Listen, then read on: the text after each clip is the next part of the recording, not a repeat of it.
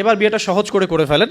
করার পর স্বামী স্ত্রী তাদের মধ্যে যে সম্পর্কটা, এই সম্পর্কটা শুরু হবে 2 রাকাত সলাত থেকে। প্রথম রাতে 2 রাকাত সলাত পড়ে নেবেন, অজু অবস্থায় সলাত পড়ে ডিসকাস করবেন জীবনের উদ্দেশ্যগুলো সম্পর্কে।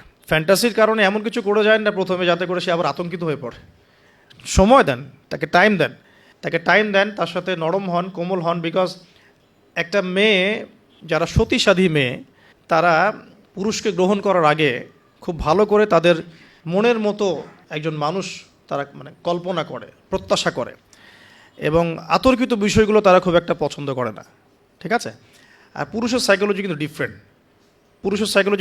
পুরুষ কিন্তু ওভার অ্যাগ্রেসিভ হয়ে যায় অনেক সময়। সো তাকে টাইম দেন, তাকে সময় দেন, আপনাকে বোঝার সময় দেন, কথাবার্তা বলেন, কন্টিনিউ করেন। দেন আপনি অবশ্যই 2 রাকাত সলাত পড়বেন। সলাত পড়ে আল্লাহর কাছে দোয়া করবেন দুজনে। দোয়া করার পর আল্লাহুম্মা ইন্না জান্নিবনা শাইতান ওয়া জান্নিবাশ শাইতান মা রাযাকতানা, এই দোয়াটা পড়তে ভুলবেন না। এই দোয়া পড়ার পরে আপনি আপনার ভালোবাসার ইজহার করেন। ইনশাআল্লাহ তাআলা আল্লাহ পাক যদি আপনাদেরকে সেই মিলনের ফলে সন্তান দেন, ওই সন্তানকে শয়তান কোনো ক্ষতি করতে পারবেন ইনশাআল্লাহ। আমি বোঝাতে চাচ্ছি প্যারেন্টিংসের সাথে প্রত্যেকটা বিষয় লিঙ্কড আপ আছে আর কি। বিয়ে একটা মেজর টপিক প্যারেন্টিংসের ক্ষেত্রে। আপনার এনভায়রনমেন্ট, আপনার স্বামী স্ত্রী আন্ডারস্ট্যান্ডিং, এই যে মিলনের সময় দোয়া পড়া, এবং এরপর দেখা গেল যে একসময় আপনার স্ত্রী কনসিভ করলো বা সে গর্ভবতী হয়েছে। এখন আপনার উপর রেসপন্সিবিলিটি বেড়েছে।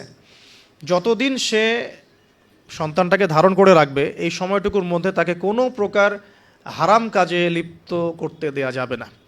আমাদের সমাজে দেখা যায় সন্তান যারা জন্ম দিচ্ছেন, মায়েরা, এই 9 মাস তারা হিন্দি মুভিজ দেখেন, সিরিয়ালস দেখেন, তারপরে অহেতুক গীবত করেন, গল্পগুজব করেন, অহেতুক সময় নষ্ট করেন। এখন তো স্মার্টফোনের যুগ, সারাদিন ফেসবুকিং, ইউটিউবিং, টিকটক, ইনস্টাগ্রাম নিয়ে পড়ে থাকেন। এই প্রতিটা কাজ গর্ভের সন্তানের উপর প্রভাব ফেলে। প্রত্যেকটা কাজ গর্ভের সন্তানের উপর প্রভাব ফেলে। ইভেন মায়ের যদি মন খারাপ থাকে, বাচ্চা ভিতরে কষ্ট পায়। মা যদি প্রফুল্ল থাকে, হাসি খুশি থাকে, বাচ্চা কিন্তু ভিতরে ভালো থাকে। মেডিকেল সায়েন্স পড়েন, আমরা প্যারেন্টিংস নামে একটা বই সাজেস্ট করছি, ওই বইটা পড়ে দেখেন, ডিটেলস সব লেখা আছে। তো মায়ের এখানে সময় কাটানোটা খুব ইম্পর্টেন্ট। কীভাবে আমরা সময় কাটাচ্ছি? গর্ভবতী অবস্থায় এই 9 মাস মায়েদের উচিত বেশি বেশি কোরআন তেলাওয়াত করা, আল্লাহর জিকির আজগার করা, নামাজ না ছাড়া, হ্যাঁ, ভালো কিছু দেখা, ভালো কিছু শোনা, যত রকম হারাম এবং কবিরা গুনাহ আছে এগুলো থেকে দূরে থাকার চেষ্টা করা। এরপর ইনশাআল্লাহ সন্তান ভালো হবে। আল্লাহ পাক দোয়া করি সন্তান যেন সুস্থ স্বাবলম্বী হয়। পাশাপাশি মেডিকেল চেকআপসগুলো নিয়মিত করাবেন, কারণ এটা খুব ইম্পর্টেন্ট ফ্যাক্ট। অনেক সময় দেখা যায় যে আমরা পর্দার যেহেতু একটা বিধান আছে, তো পর্দার বিধান পালন করতে গিয়ে আমরা দেখা যায় আলট্রা করাবো না, আমরা এই ডক্টরের কাছে নিব না, হ্যাঁ, আমরা নর্মাল করাবো, বাসায় করাবো, হসপিটালে নিব না।